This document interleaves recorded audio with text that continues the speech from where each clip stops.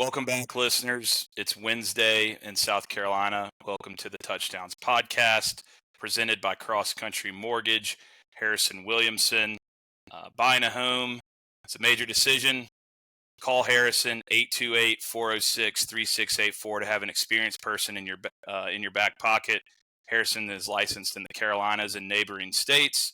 As well as buying a home, he can help you with a refinance on your mortgage that is existing. Give Harrison Williamson a call, 828-406-3684, presenting sponsor for the Touchdowns podcast. It's a bye week. Thomas, I'm going to say it. I'm pretty fucking happy we're not playing on Saturday. I've been pretty miserable the last month of Saturdays, so I will, even though we maybe only have 3 left in the 2025 campaign, I will fully enjoy a Saturday of carefree football watching while the Gamecocks are on a bye. We do have a jam-packed show, though, despite the bye. We are talking about this Gamecock football team up to this point. How did we get here? We're going to dive into the new offensive play caller that was announced after Shula's firing. We're getting into the coaching carousel around college football, as well as the initial college football rankings that were released last night. We'll give our reaction to those. And then we're talking some Gamecock basketball, some Courtcocks. They opened up the season last night with a win. That was great to see. And then, as always, we'll be capping off with our DB Blitz and gambling picks for the upcoming weekend. So, jam-packed show despite the bye week for the Gamecocks. And like I said, it's going to be nice to kick back on Saturday and not have to sweat a Gamecock football game. But, Thomas, let's talk about it. It's a good bye week topic.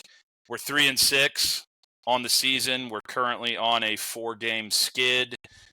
We have 3 games after the bye week at A&M, Coastal Carolina, and Clemson at Willie B to wrap up the season. How did we get here, man? Talk about this team and what's been going on this season, and let's just kind of recap what has been with this disappointing season. Yeah, I mean, I think it's things that we've touched on each week in the recaps, but to kind of sum it all up and tie a bow on it, under Beamer, we have been very good at diagnosing the weaknesses on our roster and going into the portal and addressing those needs. I think that our hit rate in the portal under Beamer has been very good, very high, very above average. In my opinion, we are net positive in the portal under Beamer, in that more often than not, the guys that we have brought in have helped us more than the guys that we lose to the portal have hurt us. And, the guys that we have brought in, we hit on them. And so, bringing them in and needing them to fill a role does not hurt us. This is the first time, I think, that we have missed bad enough that it has actually resulted in us losing games. And when I'm talking about the misses, I'm referring to the O linemen that we brought in. I think both Boaz and Sidney Newsome have been whiffs, and the fact that we brought portal linemen in goes to show that we knew that we needed help at that position. And obviously the guys in our personnel department, for whatever reason, thought that those guys were going to help us. I don't know if the writing was on the wall from the beginning and we just took a guy we shouldn't have taken, or they got here and we weren't able to develop them. Obviously, we let go of Lonnie Teasley, and Coach Shula was fired this past Sunday as well. So I don't think that we did ourselves any favors from a scheming or game planning standpoint. And I think that based off what we've gotten out of him, Shula probably wasn't the right guy, regardless of how well our O line has played, or how well our O line could have played. But I think missing on the portal O lineman the way that we have exacerbated Shula and his inability to make it work this year. So yeah, basically all of the things that could have gone wrong on offense have gone wrong. I don't know how much we really pursued a portal receiver. I know that a lot of Gamecock fans would have liked for us to have signed, a true number one guy. And I know personally that you and I both wanted us to get Conception from NC State, who has ended up at Texas A&M and is having a very good year for them. Yeah. So I don't know if that was a situation where we made an earnest effort to go get him, and Texas A&M just made him an offer we couldn't match, or that we liked who we had coming in from a freshman standpoint and thought that Nick and Mazio and the other and Jacobs. I'm not sure if we just made a good faith effort to get a number one and couldn't sign one for money reasons, or we really thought that we liked what we had coming back. But that is a part of our offense that I think is definitely missing, as well as Nick has played in certain points of the season, and Vandrivius, we don't have a true number one, and I'm sure that has made play calling more difficult for Shula as well. Yeah, and I think we go out and we get Rasul Faison in the portal. He's 1,000-yard back in the portal at Utah State. There's high expectations for him coming in. We have to go through all that shit to get him cleared by the NCAA. And so that, I think, adds to because it was such a debacle, it almost added more pressure on him to perform. And I know people on the Twitter sphere are, why did we even waste our time trying to get this bum eligible? And I mean, people are calling for Matt Fuller to be the starter, which I think Matt Fuller runs hard. But I mean, if you look at Matt Fuller, he had the 72-yarder against LSU, and his other 53 carries this season, he has 109 yards. This man is averaging 2 yards a carry outside of that 72-yard pop. With the 72-yard pop, he averages 3.4. Matthew Fuller is not some stud, and I think the offensive problems obviously have been addressed through the firings of Lonnie Teasley and Mike Shula. But to your point, I think we severely maybe overrated what we had at the skill positions. Nick has been great as far as the 3 touchdowns he's caught, and he's made some other plays outside of those three long touchdowns. But he's very limited. To your point, he's not a number one guy like a KC Concepcion or some of these other guys out there that were in the portal that maybe we could have been more inclined to go get, because I think Nick was he wasn't going to do track this spring, and he committed to football, and he was working with a coach. And so the hope was that, all right, we're already probably spend, I don't know the NIL number on Nick, but like I have to imagine just because he was a 5-star recruit out of high school, and he, is consistently considered the biggest, you don't let a guy like that walk off your team. It looks bad, whether he's productive or not. If you let that guy walk in the offseason and someone else figures out how to use him, that's a super, really bad look on the coaching staff. So you're not going to let him walk. But I also maybe thought we put our eggs in the Nick basket as the number one receiver, which backfired. We just haven't been, and again, we haven't been consistent with staying in front of the change. We're too predictable and all these things. So it goes back to missing in the portal, or not maybe pursuing an active number one in the portal.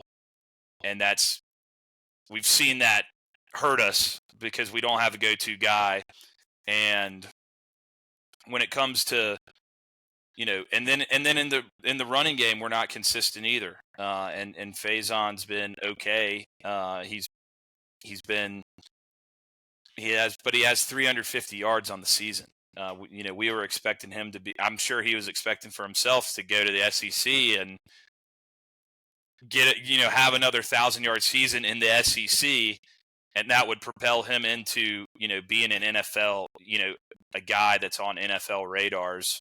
But I think it comes back to the O-line, and you said it. We whiffed on two guys that we took out of the portal, but it's unfortunate because the way we've recruited, you would have felt like we wouldn't have had to go get guys in the portal. This was going to be the year that depth that we've been supposedly building through great recruiting on the offensive line on paper would actually come to show. And I think you and I both had really high expectations for the offense, mainly because we felt like for the first time in 5 years under Beamer, we actually got an offensive line that can block. And in reality, this might be, we've had some bad offensive lines under Beamer, and this one might be the worst, which is it's hard to say if this line is worse than the line that we had Spencer's last year. But yeah, like to your point, like we signed the number one offensive lineman in the state a couple of years ago in Marquis Anderson, and he's just kind of been a ghost since then. Like a lot of injuries. I know he's dealt with injury issues. I think Josiah Thompson is someone that we were expecting to take the next step forward, and you could make the argument that he has played worse this year than he played as a true freshman. And that's not to say that he can't turn things around. Like, we're obviously going to kind of overhaul the offensive staff this offseason, and the light may come on for him, and he could have a phenomenal year next year. And maybe Marquis Anderson gets healthy this offseason, and he starts to play a role on the offensive line in the future. But none of that matters for this season. And the simple fact of the matter is like, despite how well we have recruited the O-line position on paper in the last two cycles and bringing in transfers to add depth, we're just still not good enough in that room to be competitive. So I think that you can kind of sum why the season has gone the way it has gone up to that. And that kind of segues into the next part of what we wanted to talk about, which is Sean Elliott and Mike Furry have been given the play calling responsibilities in the wake of Shula getting fired. Is Furry the primary guy? The initial report was Elliott and Furry, but now there was a report today that it's just going to be Furry. The whole entire offensive staff will, quote unquote, come up with the game plan, but the actual in-game play calling is going to go to Mike Furry. And I don't know how you feel about this. As far as what I'm looking for or what my expectations are or how I feel about it, all I care about is Furry, or however we come up with the game plan and the play calling for the rest of the season, results in us being able to beat Clemson. I think it is very highly unlikely that we could look good enough on offense that Furry being given the offensive coordinator job next year would not make the fan base riot. I think that everybody wants to see us bring in somebody from the outside to get the offense right, and there's a portion of the fan base that want to see Beamer gone. So like him promoting from within, from a staff, from someone who's on the offensive staff this year, is definitely not going to quiet that noise or cool his seat down any. So yeah, I mean, unless we score 100 points a game for the next 3 weeks and we look flawless, I don't think it really matters in terms of what the offense will look like in the future. I just, I hope and pray that, obviously the firing of Lonnie Teasley did not give us the spark or the jolt that we hoped it might, like in that the offense hasn't played much better since that happened. Who knows if us letting Shula go will be that kind of a catalyst, but I do still want to beat Clemson. That is still very, very important to me. So that is my only hope and expectation out of the play calling for the rest of the season. One thing I want to touch on real quick, and then I'm going to let you give your thoughts on the promotion. I know that everyone is excited to hire a new OC, and that's all I see on Twitter is people throwing out names of potential people we could hire. I think that the first order of business for us is trying to lock down our defensive staff. Clayton has been a beast ever since the Florida game 2.5 years ago. And I wouldn't be shocked if he got interviews to be a head coach. And I wouldn't be shocked if when he got hired, if he got a head coaching job, he wouldn't take Sterling Lucas with him and give him a defensive coordinator position. And if that were to happen, I think that Dylan would go with Sterling. So, in my opinion, before we need to worry about who we're going to hire on offense, I want to see our athletic director and Shane, extend Clayton, extend T. Gray, extend Sterling, give them raises. Let's make sure the defensive staff feels appreciated and happy, and then we can talk about going and rehauling the offensive staff. Yeah, 100%. I mean, yeah, definitely shout out to Clayton White and the defensive staff. They've been, for the situations they've been put in, this has been a rock solid defense, and for the expectations of this team. And the defense was supposed to be the weak link of this team, and they've been, obviously been the stronger unit. So definitely agree with you there. We gotta lock them down.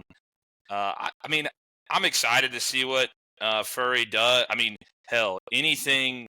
Mike Shula is not calling plays, so I'm saying, I'm praising God on that one.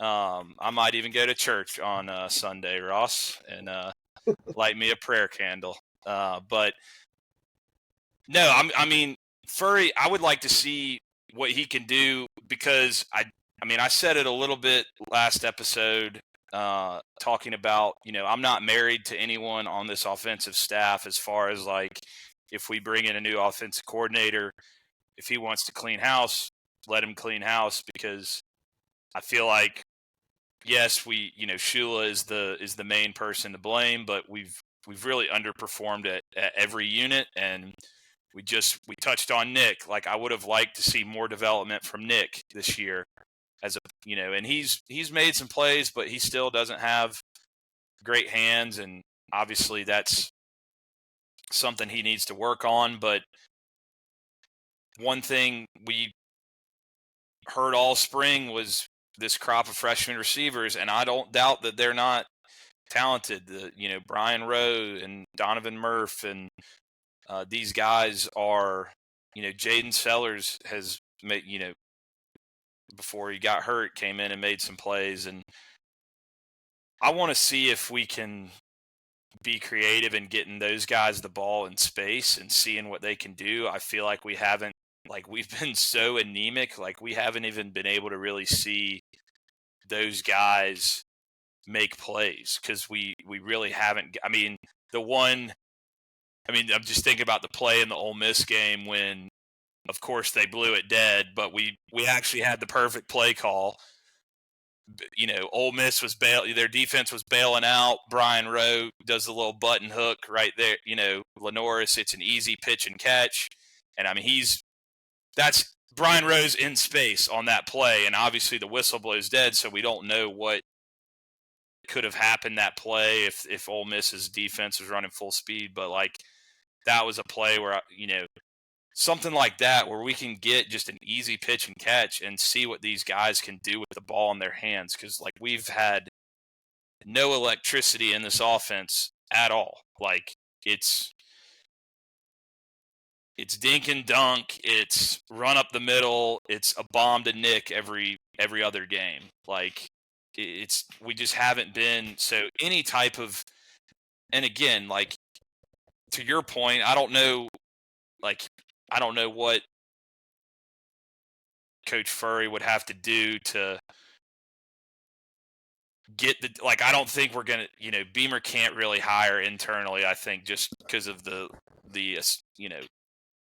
what the fan base is how the fan base is going to react to that when he's already kind of on the hot seat. So I don't know that there's anything Mike Furry can do the last 3 games to prove that he could be the offensive coordinator of the team going forward. But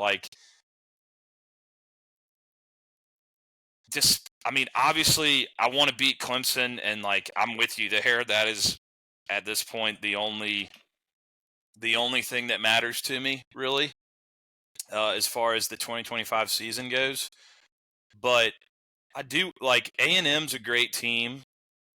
I would like to see us maybe get creative and try some things. And why not? We're kind of playing with house money, so let's not be, we've seen bad, bland bullshit the whole season. So we're playing with house money against A&M. We're not supposed to win. They might, we'll talk about it a little bit later when we get into college football playoff rankings. But they're number 3. They got Missouri this weekend, and Missouri's playing their backup quarterback because Perbula got hurt. They should win that game. A&M's going to be playing us at home, undefeated, college football playoff on the line, SEC championship on the line. They're going to have a ton to play for in that game. So they're going to be motivated. And so we're going to need to come in. We got nothing to play for. We just need house money and just sling it around. And I'd like to see us try and get the ball in these young receivers' hands and see if they can make some plays. Because I just feel like we haven't allowed our guys to make plays. It's just been everything's been so hard, so hard. And so that's what I hope for with this, new play caller. And again, it's not a fun team doesn't equate to me being happy about, we might lose to A&M by 4 touchdowns, but we, 56-28, and we score 4 touchdowns and the offense looks more fun. That's still not going to be an enjoyable watch, but I would at least like to see some creativity and maybe seeing giving these young guys a chance to even show all right, these guys are legit. They were just kind of held back in this bullshit offense, and see what we got for next year. Okay, Brian Rowe, that dude is actually been hiding in this offense, and I want to see Brian Rowe go for 100 yards the next 3 games and be like, all right, maybe Brian Rowe could develop to that number 1 guy. Bring Nick back. He's still your over-the-top threat, but I want to see some growth, especially from the wide receiver core, because I feel like that was a position group where we were super young and we didn't have a true number 1, and you were kind of hoping one of those freshmen would become the guy this year, and no one really has. But I feel like it's mainly due to a lack of ability for one of them to even break out and be that guy. So that's what I hope to see on the remainder of the schedule. Yeah, I mean, to echo that, technically if we went out, we would be bowl eligible. We've both kind of expressed how we feel about whether or not we become bowl eligible, and it's not that important to us. I know it's important to Beamer, or at least he's saying that in his press conferences. I would like our seniors to go out on a bowl eligible season, if that's possible. But yeah, to echo some of your sentiments, let's take some shots. Let's be aggressive. Let's put the ball up and see if our guy can beat their guy, and just see if they can make plays. I think part of the frustration with Shula's system this year has been that we don't really have an identity, and there is no flow to the offense. And moving forward, Beamer has hired a pro-style guy every single time. And I don't know if he is going to go with a pro-style guy, although I think that he shouldn't, regardless of what they're going to do, they shouldn't call it that, because I think that'll just start the fan base off on the wrong foot if they're labeled as pro-style. But a lot of the things that Beamer and coaches have said about what they want their offense to be, in my opinion, are just kind of non sequiturs. Yeah, of course it's good to be balanced. Of course you want to be able to run the ball effectively, score touchdowns in the red zone, be able to move the chains on 3rd and short and 4th and short, be able to kill the clock at the end of the game. All of those things are such obvious things that are positive things for an offense to be able to do, that it's almost, you shouldn't need to say that. That is just something that is a given. If I were conducting an interview for our next offensive coordinator, the questions that I would ask them would be along the lines of, if you are game planning and you come to the conclusion that our opponent has a better defensive line than our offensive line, and you think that it is possible that we could struggle to block them up front, how does your system, and how do you as a play caller, what adjustments would you make to give our O-linemen a better chance to succeed when they are at a disadvantage from a talent standpoint? And if they can't answer that question, or their system can't address that, then I'm not interested. I don't care if we run pro style, spread, triple option, whatever. The next offensive coordinator at South Carolina needs to be someone who can remove his ego from the equation and not try to fit our players to his system, whatever that may be, but you need to be a guy that can maximize what we have on our roster. And when we are outclassed in the trenches, which we need to continue to try and recruit O-line as best as we possibly can. But in the event, we might have a good O-line, and we could still run up against 3 or 4 of the best D-lines in the country on any given year in the SEC. So it will always be important for our offensive coordinator to be able to scheme for and adjust against playing a D-line that is better than our O-line. Those are the things that I would be curious to know or want out of our next offensive coordinator. But then in terms of who that may be, I don't think that our search even begins until some of these other head coaching jobs start to be filled. In addition to Shula getting fired last Sunday, Hugh Freeze was let go shortly after we recorded, so that was news that broke after the fact. But so now you have Penn State, LSU, Florida, Auburn, Arkansas, UCLA, Oklahoma State. Does Florida State come open? Does Wisconsin come open? Does Kentucky come open? Matt Rule has been extended at Nebraska. Lashley has been extended at SMU.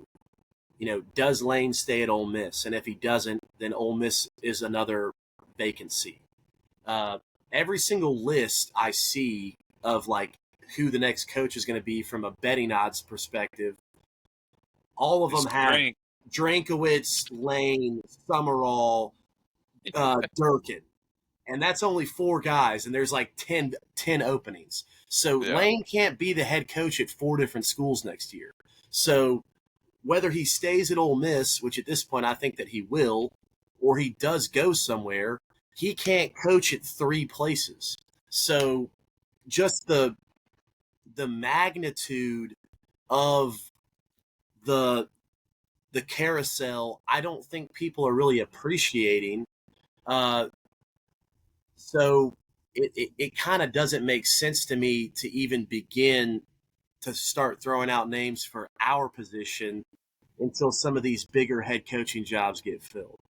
Yeah, I mean, to your point earlier, that is one thing that while all that bullshit plays out, that's when Beamer and Donati can be taking care of the defensive staff. So I think the madness of the carousel, to your point, it's gonna be crazy, and yes, we're not gonna really be able, unless we're targeting some young group of 5 offensive coordinator who is clearly not going to be in the head coaching circuit, and maybe we go get a guy like him and upgrade him from offensive coordinator in a group of 5 to a power 4.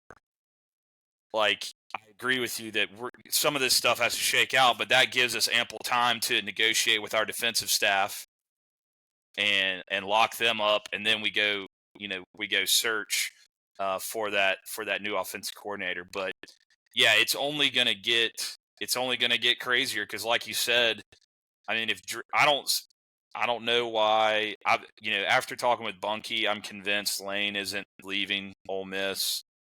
I don't know why Drink would leave Missouri, but everyone has their number. Everyone has their, dreams and aspirations as a coach, and maybe one of these jobs really, really attracts one of these guys. But to me, Drink's in a pretty cushy situation. Missouri has money, and that's the thing. I think it was Kirk Herbstreit talking to I'm blanking on his name. Joey Galloway. That I know. No, he's a guy that I should definitely know, but I can't think of it but I can't remember if I saw it on Twitter or what, but they were just having a conversation about this as well, and Kirk was just kind of saying like program tradition and history matters less now than it ever has. So some of these brands have really been diluted, or just the logo doesn't run the coaching search anymore. Yeah. It's the resources, uh, and a lot of times these big logos, they do have the resources as well, but like Clark Lee, for example, he's at Vanderbilt, which is his alma mater.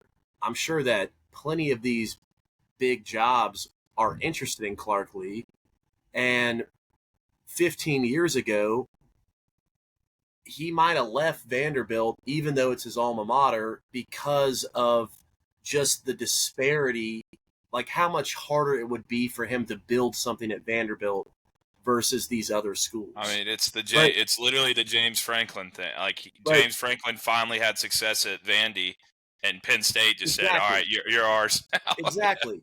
But Right. but now Vanderbilt has money. Vanderbilt has a lot more money than I think people are giving them credit for. Like they could actually become like a real problem if the people there take an interest in football. So I just think it's going to be harder for these big schools to come pry guys away than it used to be if that school is willing to financially commit to the coach that they really like.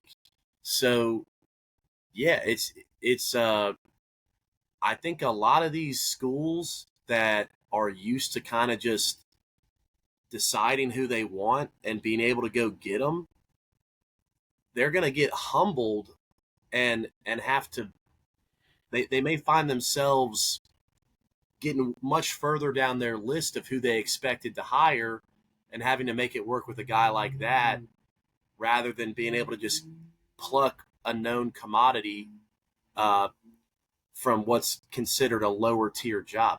And also, I still don't think there's that many good guys to go around. Like for the big jobs that are currently available, I think even if you're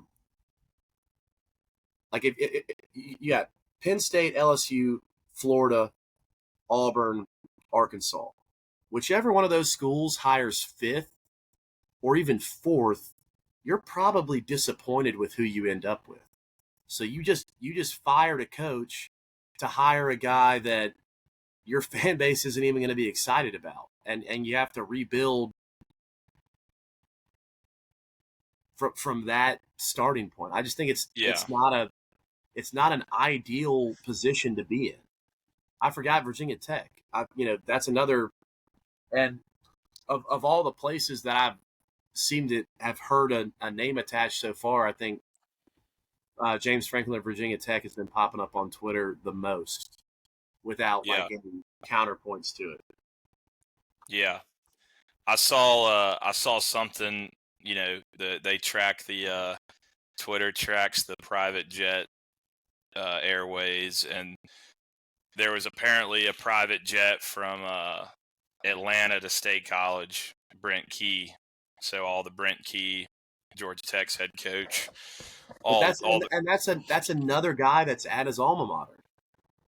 Like right. It's going to be hard to get him away from Georgia Tech, especially. I mean, I know they lost last weekend, but they're competing for the ACC. They're in the ACC championship discussion. They're in the playoff discussion. He's at his alma mater. Like, why would he leave? Like, he's getting that fan base and his alma mater riled up again about Georgia Tech football. And Georgia Tech's got some decent history back in the day. They're not a deadbeat football program. I think he's the guy that can get that fan base, and there's a lot of money in Atlanta, and you even start in cities like Atlanta and Nashville, particularly for Vandy's just getting all these like Theo Vaughn and all these people that just live in Nashville just are starting to get hype about Vanderbilt football because it's fun, because they live in Nashville. And it's like, he doesn't have any affiliation to the university, but like you're starting to get people. So you can do that in cities like Atlanta and Nashville where there's just money there that might not even be alumni, and they just decide. Like, that's the craziest shit I've ever heard is when I found out when I was in Baton Rouge that Todd Graves didn't go to LSU. The guy that started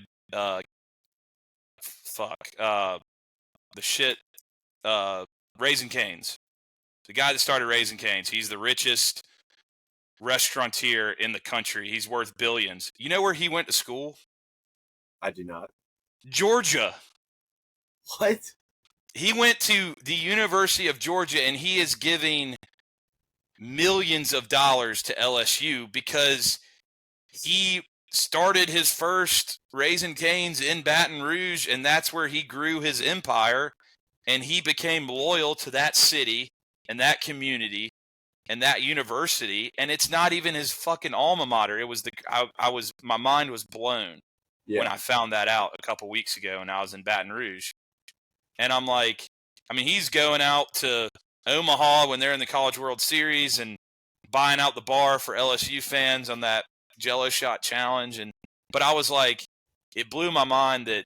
So I'm just saying, it happens. Like it doesn't necessarily have to be an alumni. And if you galvanize a community and get everyone in that community behind what you're doing, you can reap the benefits in cities like Atlanta and Nashville and hell, even Cola, hashtag Cola Rising. I mean, once we're getting some billionaires, millionaires in Cola, maybe we can convince them to donate to Gamecock Athletics. But yeah, the coaching carousel to me, yeah, it's only going to get crazier. And what's going to be the first domino? Because like Kiffin and Drink are the two guys that everyone thinks is going to be the ones to leave, but I don't think they're going to leave. So who's going to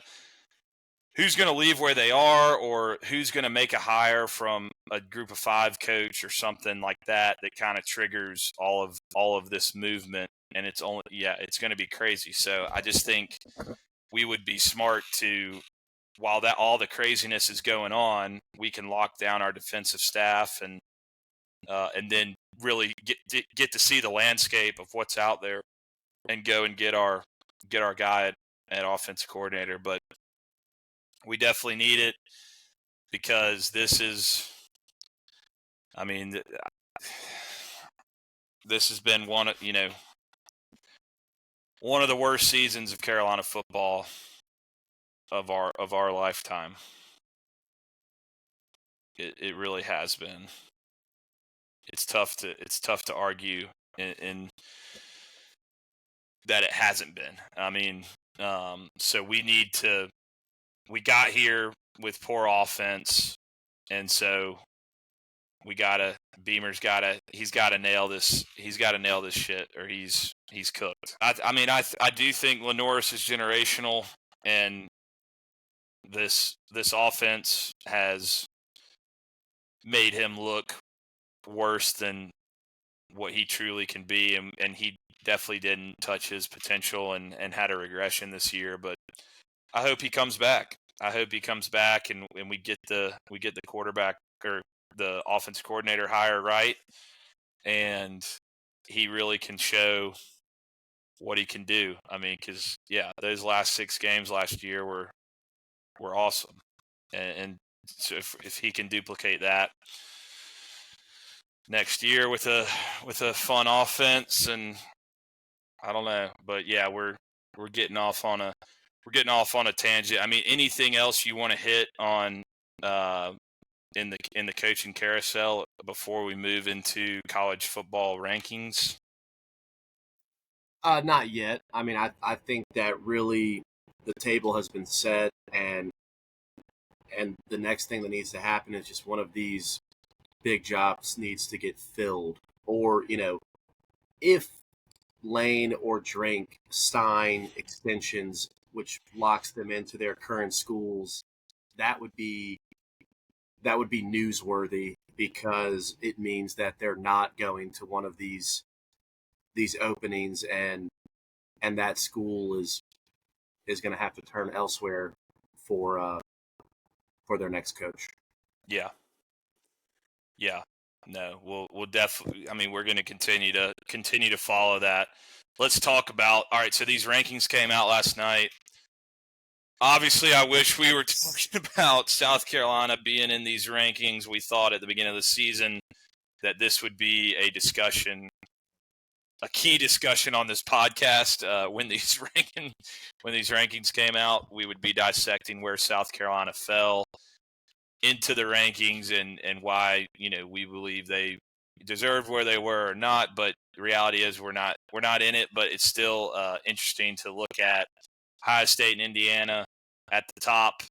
A&M, the only undefeated SEC team left, is at 3. Bama, Georgia round out the top 5. You got no group of 5 teams in the rankings, and then you also have Texas and Oklahoma at 11 and 12, but they would be slid out. And then the ACC champ and group of 5 qualifier would be in the bracket if it was if the rankings were set today. I mean, what stood out to you in this? I mean, Tennessee, I don't think should be ranked, but they're at 25. So, I mean, it's kind of irrelevant, but yeah, I mean, that'll be used probably as a resume builder for the Georgias and the Alabamas. So it all kind of, I thought it was interesting. With it being the first one, I mean, I don't really know that it matters that Tennessee snuck in there, because if they're in there to be a resume builder, they would have if they beat Vanderbilt at the end of the year, that would have been enough to get them ranked in the final poll. And if they lose, they won't be ranked and it won't matter. I don't take much issue with this poll. I mean, 1, 2, 3 is pretty self-explanatory. And then Bama, Georgia, Ole Miss are ordered based off of the head-to-head results, which I think is correct. I think Notre Dame's too high. And I just want to hammer this home. Like, I don't think that the group of 5 deserves a spot. Like, it enrages me that a team that is not ranked in the top 25 is catapulted to the 12th spot just because we're giving them an auto bid. Like, if a group of 5 team schedules a non-conference schedule that is difficult enough that when they run the table, they are ranked 12th, then so be it. But putting a team into the field that isn't even in the top 25 makes me lose my mind. And I will continue to campaign against that from this platform and any other platform that I am in control of. I mean, Memphis is 22 in the AP poll. I mean, they beat Arkansas. They scheduled an SEC team. I mean, I know Arkansas isn't great, but I mean, they probably scheduled that game. And for those saying that, yeah, they just play their schedule and they scheduled Arkansas and won it, you can't rely on Arkansas being ranked 4 years from now. You have to schedule 3 or 2, 3, 4 Power 4 opponents out. If you know that there's going to be 0 ranked teams in your conference, or 1 at most, you have to be way more aggressive in your non-conference scheduling. And yeah, but my point is, an Arkansas team that hasn't won 6 games doesn't matter. Yeah, I mean, but my point is, like, I don't think you should bitch about it because it's a 12-team playoff. So that's why the group of 5 gets in. That's the whole. I am preemptively stating this case because I know that one day South Carolina's going to get bumped out by the Group of Five qualifier. And if your response to that is, well, they just need to be the top 10, that's fine. I want us to be the 1 seed. I want us to be the 1 seed every year. But I know I have been a South Carolina fan long enough to know that the current setup can only hurt us. And I've already seen Vanderbilt. I've already seen Vanderbilt fans panicking about not getting in at 10-2, like a 9-3 Oklahoma or a 9-3 Texas bumping out a 10-2 Vanderbilt, and that's absolutely going to happen. I want Vanderbilt fans to know, like, yes, y'all are going to get chopped for a more TV attractive brand, and that is why I'm pounding my fist already. I know that we're not ranked. We're not probably going to a bowl game this year, but I'm saying there will be a year. There will come a time where South Carolina is on the bubble and a Group of 5 team is going to fuck us. So I am saying this now. Get the Group of 5 out of there. Just go back to a 4 team then. If you don't want the Group of 5 in, I think that 12 teams is fine. I like that number. I'm saying a Group of 5 team never deserves to be in the top 12 unless they actually do. If they are actually 12th, then they can get in. But I'm saying they shouldn't get an auto bid. Like, look at the ranking. They're not in. They're not in the top 25. It's not that they're 14th. They're not in the fucking top 25, but they have a spot. That is what I'm saying.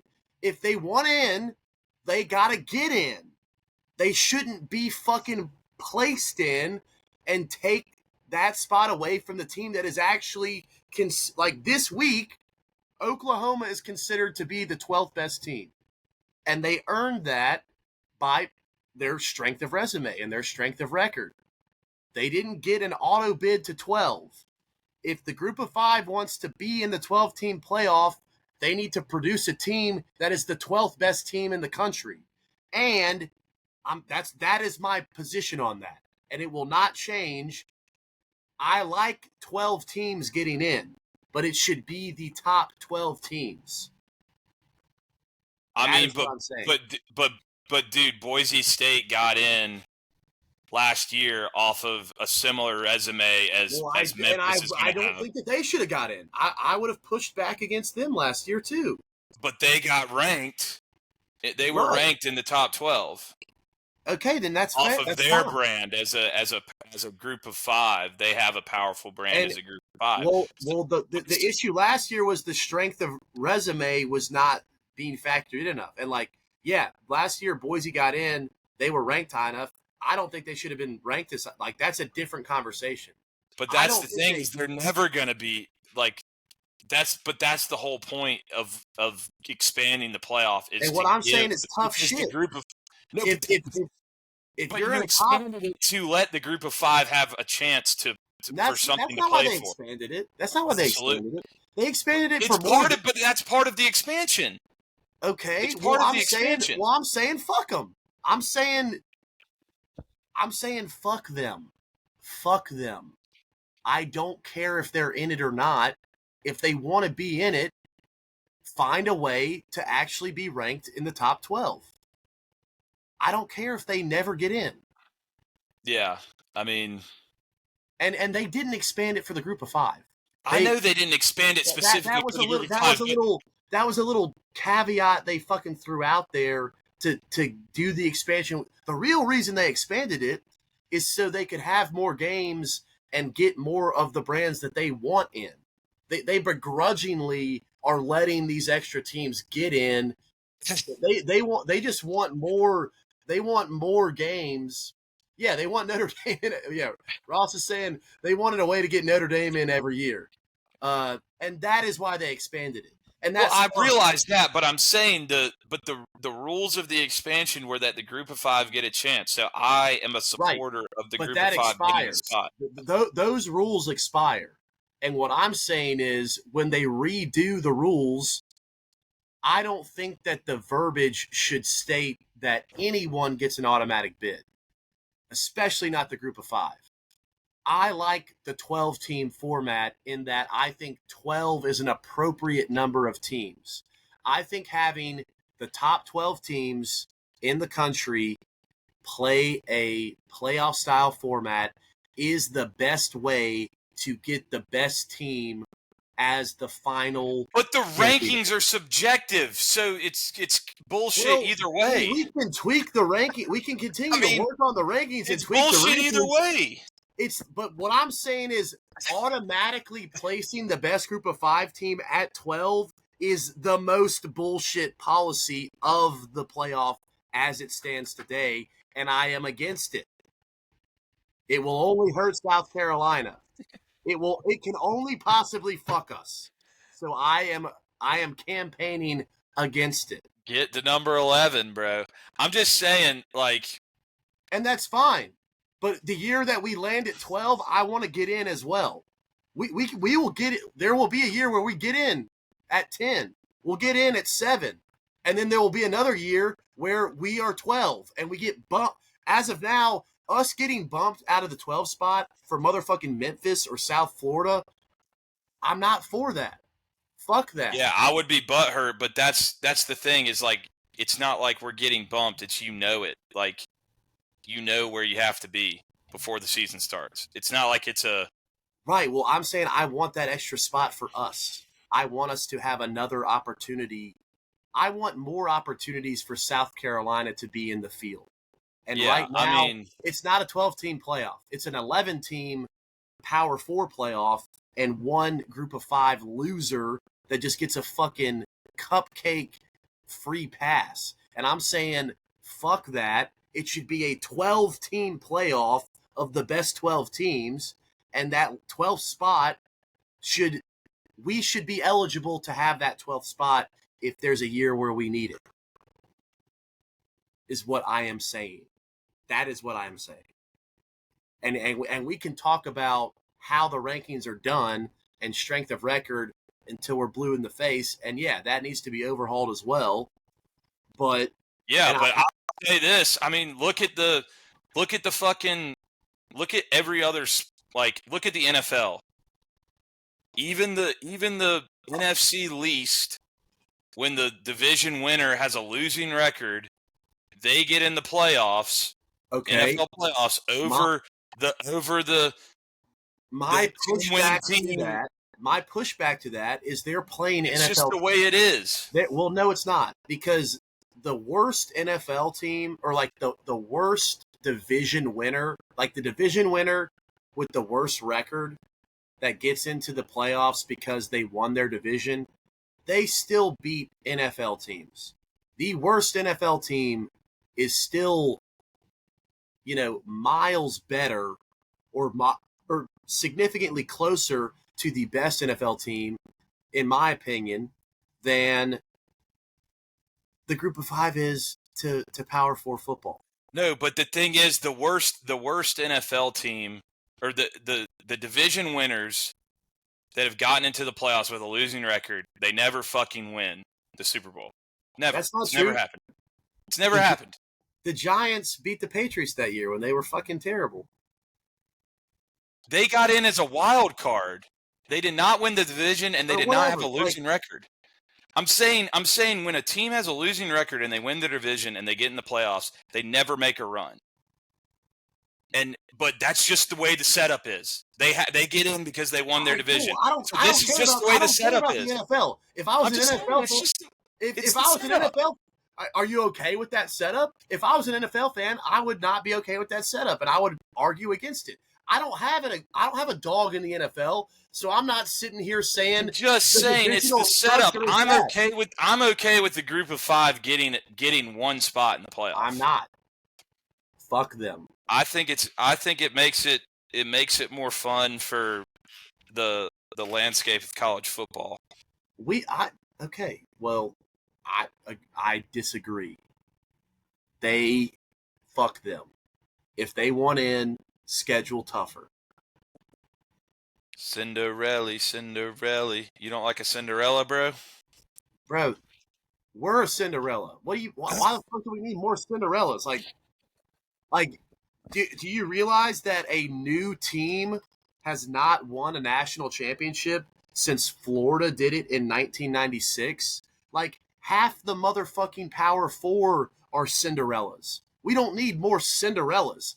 Like, we have enough underdogs as it is. Like, why are they getting a fucking free pass because they're smaller schools or they're poor? Like, like, who fucking cares? Like, sorry, cry about it.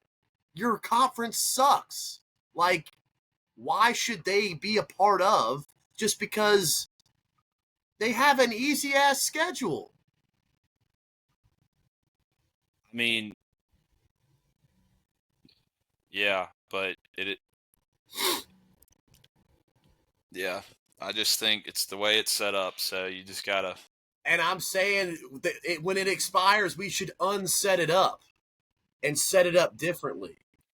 Well, probably what's going to happen is they probably will move it to 16 teams, and then there'll probably be automatic qualifiers, and it'll probably only be Power Four. So you'll get your wish. Good. I hope You'll I do. get your wish. Good. But let's run the DB Blitz here. The DB Blitz is presented by Hughley Insurance. Austin and Greer Hughley are doing everything from car and auto here in the state of South Carolina. Go to their website, hughleyinsurance.com. Give them a call. They can help you out with any of your insurance needs. I personally have my home and car insured with Hughley Insurance. They do a great job for me, and I know they'll do a great job for you. Hughley Insurance, you can bet on them. I think I did that right. Let's get to some bets. DB Blitz time. I was asked last week. I'm looking for a big comeback week. Throw those picks up there, Ross, for me. All right. I got Florida -3. They're playing Kentucky. Kentucky's covered the last 2 weeks, and they won outright against Auburn, which sucked because I had them in our SEC Survivor pool. I know you did too. Shout out to Walt Robinson in the SEC Survivor pool. But I liked what I saw. I mean, Florida competed with Georgia last weekend in Jacksonville. They should have won the game. I still am just not. I mean, Kentucky won 10-3 against Auburn. Like they covered against Texas, but they scored. I mean, I think it was like 16-10 or something. Like, God damn it, my damn flag. But the Gators. I mean, they fired Billy. I think they're playing with a new, just some revamped energy with an interim coach. And I just still think Kentucky is really bad. I just think this is a team worth fading. And Florida, they still got talent on this roster. Lagway, Wilson, the receiver. I think, again, Kentucky's offense sucks. I mean, I just think if Florida can score 20 points, they will win and cover this game. LSU +10. Another team playing with an interim coach. They're coming off a bye. I think they'll be energized. This is kind of going to be their Super Bowl against Alabama.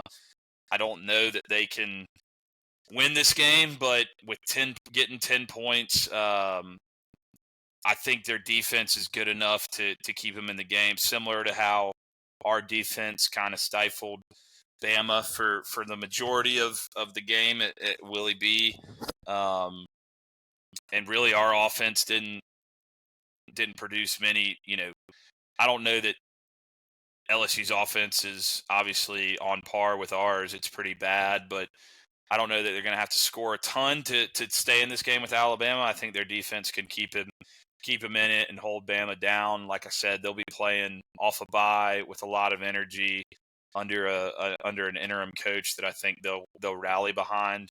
Sounds like Brian Kelly, as well as being hated by the fan base, I don't know that he really had much love in that locker room. And I know a lot of the former players are rallying behind this team now that Brian Kelly's out of there. So I expect LSU to play inspired ball against Bama. And like I said, it's kind of their Super Bowl, considering they're in a position where a lot of their goals are dead. Navy plus 26.5 against Notre Dame. Notre Dame's looked good the last 6 games. Navy's 7-1. This is just a lot of points. I think Navy can muck this game up, and I don't think they can upset Notre Dame by any means, but just limit possessions and make this shorten the game, running that option offense, and I just think 26.5 is a lot for a team that's playing pretty good ball, and Notre Dame is playing well, and Jeremiah Love and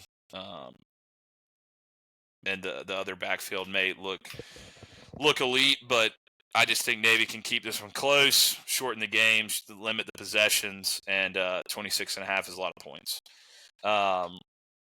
Washington, minus 11.5. They are playing Wisconsin, who sucks, and Washington is a team that's vying for. I don't know that they're on that in that 23 spot in the rankings. I don't know that they can get all the way up to 12 without a lot of help, but they're a pretty good team. They've lost to Ohio State earlier this year, but their quarterback is pretty solid and productive, and I just think they're gonna beat the hell out of Wisconsin because Wisconsin isn't very good. So, and then lastly, our boys in Memphis. Minus 5 home game against Tulane. I bet Tulane last week. And yeah, don't you think they should cancel their program? Tulane? Yeah. Why? I don't get the joke. Every time that you bet on a team and they aren't covering, you text in the group me that they should end their program. Yeah. Well, John Summerall. I mean, he's a hot coaching name. I think they're distracted. Memphis has their eye on the playoff as the Group of 5 team. They're at home. I think they should take care of business, and so I'm going to take Memphis in this game against Tulane. So I'm parlaying all these too. So I'm going to try and get my units back up, go 5-0, get the clean sweep, plus get the parlay action. So what do you got? I also had a terrible week last week. I've fallen below 500 for the first time since week 2, maybe. But I'm going to get right this week. I got Duke minus 9 against UConn. Duke hung 50 on Clemson in Death Valley last week. I don't know much about UConn, but I feel confident in Duke's ability to score and cover those 9. I have Indiana minus 15 against Penn State. Penn State was somewhat competitive with Ohio State, but Indiana has been really beating teams a lot worse than Ohio State has. I don't think that's necessarily to say that – I'm not saying that Indiana is better than Ohio State, but Ohio State has seemed content to just kind of get a lead and coast, whereas Indiana is really putting it on people and kind of running it up. So I do think that they will cover the 15. I have Vandy minus 6.5 against Auburn. As we stated earlier, Auburn has fired Hugh Freeze. Auburn has been completely unable to score all season. As we stated, they lost to Kentucky last week, knocked both of us out of our survival pool. They only scored 3 points against Kentucky. I think that regardless of how many they score against Vanderbilt, Vandy will be able to cover a touchdown. I have FSU plus 2 at Clemson. I think Clemson's just about ready to quit on Dabo. there's a video of Khalil Barnes just kind of like checked out as Dabo is yelling at the defense on the sideline after giving up a really bad touchdown to Duke at the end of the first half last week. So I don't think that either of those teams are good, but I think Norvell has a little bit more control of the locker room maybe, and I think that with the way that Clemson's defense has been playing this year, that Gus Malzahn will be able to kind of carve them up. And then finally, I also have Florida -3. I was impressed with Florida against Georgia. I think they're still a really talented roster and should be able to cover 3 against Kentucky. Yeah, Gus Malzahn might be a name to watch for the OC job. I know people have been throwing him out there. But that's a wrap on the DB Blitz, sponsored by Hughley Insurance. Appreciate Hughley Insurance, and remember, bet on Hughley. We're gonna wrap this episode with a little Court Cox chatter, and we're talking about men's basketball. Court Cox chatter is presented by Cajun Cousins. Cajun Cousins, family over everything. They are bringing Louisiana-style boils and culture to the Carolinas. These guys do awesome catering, jambalaya, crawfish boils, things like that. Any type of event. I know we had them out at a charity golf tournament, and they absolutely crushed it. The jambalaya was fire. Go to their website, CajunCousins.com. I got my hot sauce right here. Frank's Red Hot. I put that shit on nothing. I got my Cajun Cousins pepper sauce. This shit is going to spice up any meal out there. They make this stuff with a partner in Midland, Georgia, and it's got some Louisiana flair. But Cajun Cousins, go to their website, book them for an event, go get some merch or some hot sauce. They ship it directly to you. Gamecock basketball, man. Lamont and the team. I got my quarter zip on. It's quarter zip season. We beat NC A&T 91-72 last night. I didn't get to watch the game due to some premarital counseling I was participating in. But the Gamecocks look good. I was reading some stuff about it and talking with some friends that watched the game. I mean, we're looking good from shot 45% from 3. So that's going to be a good thing to see if we can continue to make and take a lot of threes and make a lot of threes. Sounds like we got 2 7-footers that are agile and can shoot the ball. Michi Johnson is back. I know some of the fan base turned on him when he transferred to Ohio State. One of those fans was me. I was pretty pissed off that he did that, but it's great to have Michi back on our roster, and he played well last night. And then Eli Ellis. I mean, this kid, I've been seeing his highlights on, Overtime Elite, and you always wonder, like, is this guy just a fucking YouTube sensation in this bullshit AAU circuit, and it's not going to translate to the college game, a more structured game? But he looked good last night, and I'm excited to see what he can do this year. So Lamont's got the boys, good win to start the year, 91 points.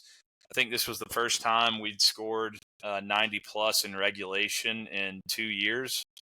So that's I don't care who the competition is. If you're scoring 90 points in the college game, unless you're Alabama, who, Nate Oates, they just average 100 a game. But I'll take 90 points all day, and I'm excited about this team. I'm going to get down. I know you're in Columbia, but I'm going to get down, and me and Ross will meet up with you in Columbia, and we'll get to a game and support this team. But any thoughts on the Court Cox, Thomas, from you? Full transparency, I was unable to watch the game last night either. But this does kind of remind me of a point that I kind of wanted to make, and I think it pertains to football. I think it pertains to basketball. I think it pertains to all college sports now. The combination of the portal and NIL has kind of blown up, I think, the way that we need to view roster building and expectations from year to year. In the same way that, we made the tournament under Lamont 2 years ago, and then we're pretty bad last year. I don't think a good year necessarily guarantees consistency following that, nor does a bad year mean that you can't flip it around real quick and have a good year afterwards. Ideally, you get a program to the point to where it is pretty self-perpetuating and you do have a higher floor, but this could just be me like hoping that we're going to be able to flip football pretty hard next year, and I'm projecting that. But I do think that I've always liked Lamont as a coach since he's been in Columbia, and I do believe that he's a guy that we kind of need to commit to and give him time to do what he does. And I am excited for this season too. Like you said, putting up 90 points on anybody is impressive, and we want these are the games that you have to win, and we want it. So just continue to do that, and hopefully we're hitting on all cylinders once conference play starts. Yeah, to that point, to your point about you got to take everything year to year. I mean, 2023, Missouri goes 8-24 and 0-18 in SEC play in men's basketball, and last year they went 22-12, 10-8 in the conference, finished sixth. They made the tournament. It's especially in basketball too, because football is harder because there's 22 guys that plus special teams that affect the game. I mean, we got our new slushy Mike. I mean, Mongolian Mike.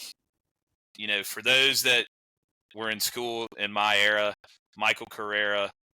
We call him Slushy Mike because we would bang down some slushies at breakers with him. I need to actually he was in my U101 class too. I was actually boys with him. We need to get him on. We need to get him on the pod for a basketball session. But yeah, we got our new Slushy Mike. He had a dunk last night. He's athletic, 6'9". I mean, we got some dude.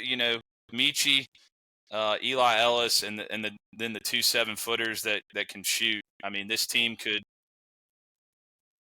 Yeah, Eli Ellis hype. I mean, I would love to see him go off. Because like I said, I saw his highlights, would see his highlights for a couple years, playing in that overtime elite circuit.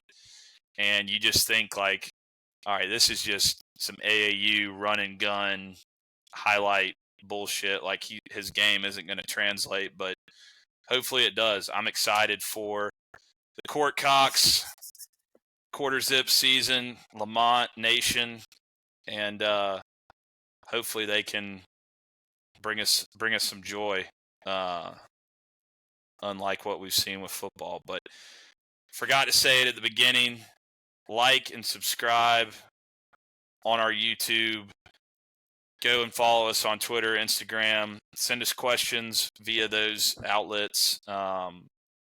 Subscribe on Spotify, Apple, wherever you listen or watch. We appreciate everyone who tunes in, and this was a good one for the bye week. One of our longer episodes, but we're gonna put it. I really don't think that it's going to be difficult for us to fill time in the off season. I know that we were what are we going to talk about once the season actually ends? But I think we might have more stuff to talk about on a week-to-week basis with all of these coaching openings than than we do right now. Yeah. It'll be anyone watching on YouTube, my flag kept falling, but Cajun Cousins. All right, that's going to be a wrap on this episode of the Touchdowns Podcast. As always, go Cox. Go Cox.